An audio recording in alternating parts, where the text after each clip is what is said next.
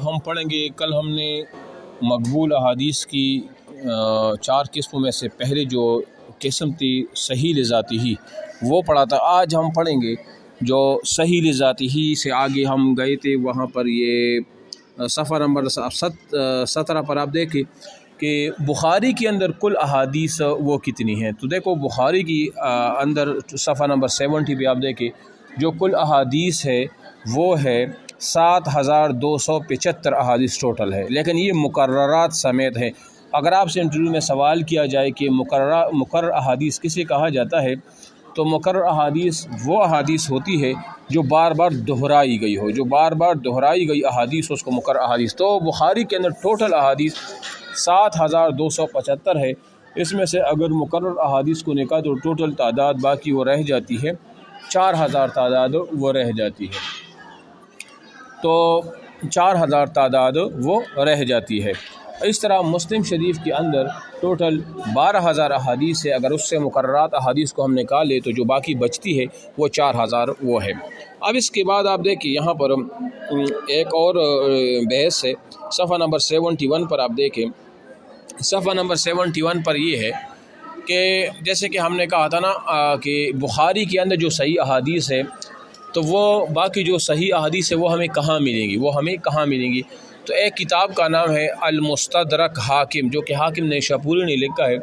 یہ وہ کتاب ہے کہ اب یہ کون سی کتاب ہے، اب یہ سوال آ سکتا ہے ٹیسٹ یا انٹرویو میں کہ مستدرک کون سی کتاب کو کہا جاتا ہے، تو مستدرک حدیث کی اس کتاب کو وہ کہا جاتا ہے جس میں ان احادیثوں کو لکھا گیا ہو یا ان احادیثوں کو جمع کیا گیا ہو جو بخاری اور مسلم سے جو رہ گئی ہو اور ان کے شرائط پر پوری طرح اترتی تھی وہ احادیث، یعنی ان کے مطابق وہ صحیح تھی، تو ان احادیثوں کو حاکم مستدرک یعنی حاکم نیشابوری نے اپنی کتاب میں لکھا ہے، تو اس کتاب کو، ایسی کتاب کو مستدرک حاکم جو ہے نا علی الصحیحین وہ کہا جاتا ہے۔ تو اس میں انہوں نے ایسے حدیثوں کو منشن کیا ہے جو یا تو امام بخاری اور مسلم دونوں کے شرائط کے مطابق صحیح تھی لیکن انہوں نے اپنی کتاب میں نہیں لکھی تھی، یا ان میں سے کسی ایک کے شرائط کے مطابق تھی، یا اس طرح حاکم نیشاپوری کی اپنے شرائط کے مطابق وہ حدیث تھی جو انہوں نے وہ لکھی تھی، ٹھیک ہے۔ تو یہ ہو گئی۔ اس کے بعد جو دوسرا وہ کتاب ہے المستخرج، مستخرج حدیث کی کون سی کتاب کو کہا جاتا ہے؟ مستخرج حدیث کی اس کتاب کو کہا جاتا ہے جس میں ایک شیخ ایک محدث اپنی ذاتی سندوں کے ساتھ ایک حدیث کو بیان کرے اور پھر وہ اس شیخ کے استاذ کے ساتھ اپنی سند کو ملائے، تو ایسے حدیث کی کتاب کو مستخرج وہ کہا وہ جاتا ہے، ٹھیک ہے۔ اور اس پر کافی کتابیں جو ہے نا انہوں نے علماء کرام نے وہ لکھی بھی ہے۔ تو یہ دو اصطلاحات تھی جو کہ انتہائی اہم تھی، وہ میں نے آپ کے سامنے وہ بیان وہ کر دی، ٹھیک ہے۔ اچھا، اس کے بعد مراتب صحیح ہے کہ صحیح کے مراتب ہے، لیکن یہ اتنا اہم ٹاپک نہیں ہے لہذا ہم اس کو سکپ کرتے ہیں، اور یہ آسان بھی ہے اور اتنا اہم بھی نہیں ہے، ٹھیک ہے۔ اچھا جی، یہاں پر ایک ہے صفحہ نمبر یہ 79 پر آپ دیکھیں، یہاں پر انہوں نے لکھا ہے معنی قولہ متفق علیہ، یعنی متفق علیہ کون سی حدیث کو وہ کہا جاتا ہے، تو متفق علیہ اس حدیث کو کہا جاتا ہے جس پر بخاری اور اس طرح مسلم کی کیا ہو، ایک حدیث کے اوپر اگر اتفاق ہو تو اس کو کیا کہا جائے گا، اس کو متفق علیہ حدیث۔ مثال کے طور پر ایک حدیث کی صحت پر امام بخاری اور امام مسلم دونوں نے اتفاق کر لیا، تو ایسے حدیث کو ہم کیا کہیں گے؟ متفق علیہ حدیث ہم اس کو وہ کہیں گے، ٹھیک ہے۔ یہ معنی ہے، اگر آپ سے پوچھا جائے تو اس کا جواب یہی ہوگا، ٹھیک ہے۔ اب اس کے بعد صفحہ نمبر 80 پر آپ دیکھیں صحیح لغیرہ، یہ کون سی حدیث ہوتی ہے؟ تو صحیح لغیرہ جو حدیث ہے یہ وہ حدیث ہوتی ہے، اب یہ بھی صحیح لغیرہ، پہلے اب اس اصطلاح کو سمجھے کہ صحیح لغیرہ کا معنی کیا ہے اور اس کا مقصد کیا ہے، اور یہ مقبول احادیث میں دوسری قسم ہے۔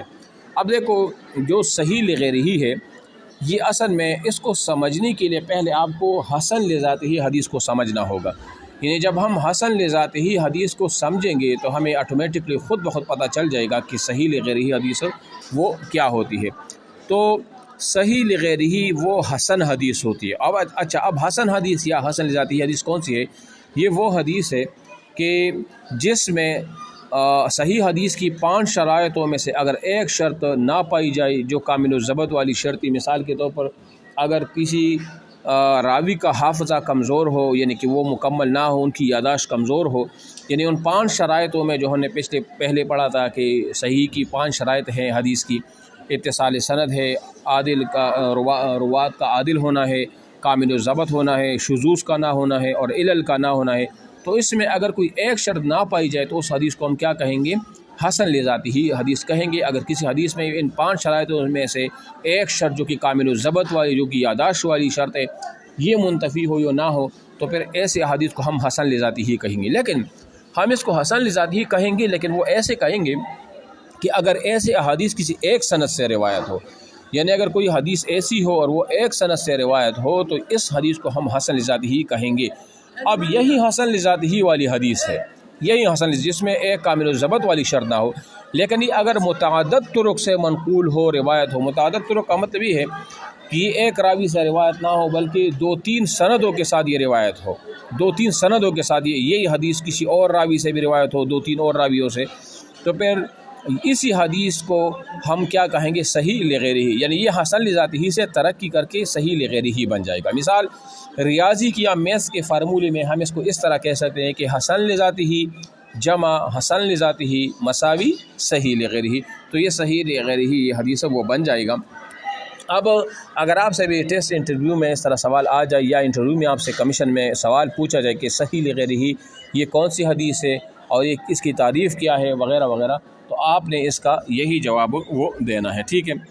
اب اس کے بعد آ جاتا ہے باری حسن حدیث کی۔ یہ مقبول حدیث کی تیسری قسم ہے، اور حسن اس کو حسن لذاتی ہی بھی کہا جاتا ہے، اور یہ انتہائی آسان ہے، اور اس کی تعریف یہ ہے کہ حسن یا حسن لذاتی ہی وہ حدیث ہوتی ہے کہ جو ابھی ہم نے کی ہے کہ جس میں صحت کی جو 5 شرائط تھی، اگر ایک اس 5 شرائط میں سے کامل الضبط والی شرط منتفی ہو، موجود نہ ہو کسی حدیث کے اندر، تو پھر کیا ہوگا؟ وہ حسن لذاتی ہی ہوگا۔ لیکن شرط یہ ہے کہ یہ ایک سند سے اگر کوئی حدیث روایت ہو اور اس میں کامل الضبط یعنی حافظہ کی مضبوطی والی شرط نہ ہو، تو پھر وہ حدیث کیا ہوگی؟ حسن لذاتی ہی ہوگی۔ اچھا، اس کے بعد دوسرا جو ہے نا وہ ہے حسن لغیرہ حدیث۔ آپ آ جائیں نیچے، یہاں پر انہوں نے اس کی مثالیں بھی لکھی ہیں اور اس کی جو تعریفات ہے، لیکن حسن لغیرہ حدیث کو سمجھنے کے لیے پہلے آپ کو ضعیف حدیث کو سمجھنا وہ ہوگا۔ وہ اس طرح ہے کہ مثال کے طور پر اگر کہیں پر حدیث سے ضعیف ہے تو ضعیف حدیث کسے کہا جاتا ہے؟ پہلے تو اس کی تعریف آپ دیکھیں۔ ضعیف حدیث کا مطلب یہ ہوتا ہے کہ کوئی ایسی حدیث جس میں صحیح اور حسن کی شرائط میں سے 1-2 شرطیں اگر نہ پائی جائے تو ایسے حدیث کو ہم کیا کہیں گے؟ اس کو ہم ضعیف حدیث کو کہیں گے۔ مثال کے طور پر صحیح کی شرائط جو 5 شرائط ہے، یا جو حسن لذاتی ہی کی 4 شرائط ہے، اس میں سے اگر 1 یا 2 شرطیں نہ پائی جائے کوئی کسی ایسی حدیث میں، تو اس کو ہم ضعیف حدیث وہ کہیں گے۔ یہ انتہائی آسان تعریف ہے، ٹھیک ہے۔ دوسری بات یہ تو ضعیف، لیکن اگر یہ ایک سند سے روایت ہو تو یہ ضعیف حدیث وہ شمار وہ ہوگی۔ ادروائز اگر کوئی حدیث ایسی ہو جو کہ ضعیف ہو، جو کہ ایک سند سے وہ روایت ہو، تو وہ تو ضعیف ہے۔ لیکن یہی ضعیف حدیث اگر 2، 3 یا 4 سندوں کے ساتھ مزید کسی صحابی سے یا کسی راوی سے روایت ہو، تو پھر اسی حدیث کو ہم کیا کہیں گے؟ ضعیف۔ یہ ترقی کر جائے گا اور یہ ضعیف سے حسن لغیرہ ہی وہ بن جائے گا۔ تو ریاضی کا یہ فارمولہ یاد رکھے کہ ضعیف جمع یعنی ضعیف پلس ضعیف از اکول ٹو حسن لغیرہ، یہ اس کی تعریف وغیرہ وہ ہو گئی، ٹھیک ہے۔ اچھا، یہ ہو گیا، یہ اس کی تعریفات ہے۔ پھر انہوں نے یہاں پر لکھا ہے، یہ صفحہ نمبر 86 پر آپ دیکھیں کہ جو ایسی حدیث اگر ہو جو کہ صحیح الاسناد او حسن الاسناد، کہیں پر اس طرح آ جاتا ہے، مطلب مرتبہ قولہم حدیث صحیح الاسناد او حسن الاسناد، کوئی حدیث ہوگی وہ اس کو صحیح الاسناد ہوگا یا حسن الاسناد ہوگا۔ اس اصطلاح کا کیا معنی ہے؟ اس کا مقصد کیا ہے؟ اگر مثال کے طور پر کسی پبلک سروس کمیشن کی اسلامیات انٹرویو یا اس اسلامیات انٹرویو میں یہ سوال پوچھا جائے کہ صحیح الاسناد ایک حدیث کے بارے میں جب کہا جاتا ہے کہ یہ صحیح الاسناد ہے یا حسن الاسناد ہے، تو اس کا کیا مقصد ہے؟ تو دیکھو، آپ کو یہ سمجھنا ہے کہ صحیح الاسناد کا مطلب یہ ہوتا ہے کہ ایک حدیث ایسی ہوگی جو کہ صحیح الاسناد مطلب سند کے اعتبار سے تو وہ صحیح ہوگی، لیکن متن کے اعتبار سے اگر کوئی حدیث صحیح نہ ہو اور سند کے اعتبار سے وہ صحیح ہو تو ایسے حدیث کو صحیح الاسناد وہ کہا جائے گا۔ اس طرح حسن الاسناد کا مطلب یہ ہے کہ ایک حدیث ایسی ہوگی جو کہ متن کے اعتبار سے تو وہ حسن نہ ہوگی لیکن وہ سند کے اعتبار سے وہ حسن ہوگی، تو ایسے حدیث کو کیا کہا جاتا ہے؟ صحیح الاسناد یا حسن الاسناد وہ کہا وہ جاتا ہے۔ تو یہ دو ان کی وہ ہو گئی ہے، ٹھیک ہے۔ اچھا، یہ دو اصطلاحات آپ نے دیکھو، کچھ شرائط ایسی ہوتی ہیں نا، مثال کے طور پر روات کا عادل ہونا، یا مثال کے طور پر یا تو کچھ شرائط کا جو تعلق ہوتا ہے وہ کسی سند کے ساتھ ہوتا ہے، کسی شرائط کا تعلق وہ کس کے ساتھ ہوتا ہے؟ وہ متن کے ساتھ وہ ہوتا ہے۔ تو یہ اس کا ایکسپلینیشن تھا۔ اچھا جی۔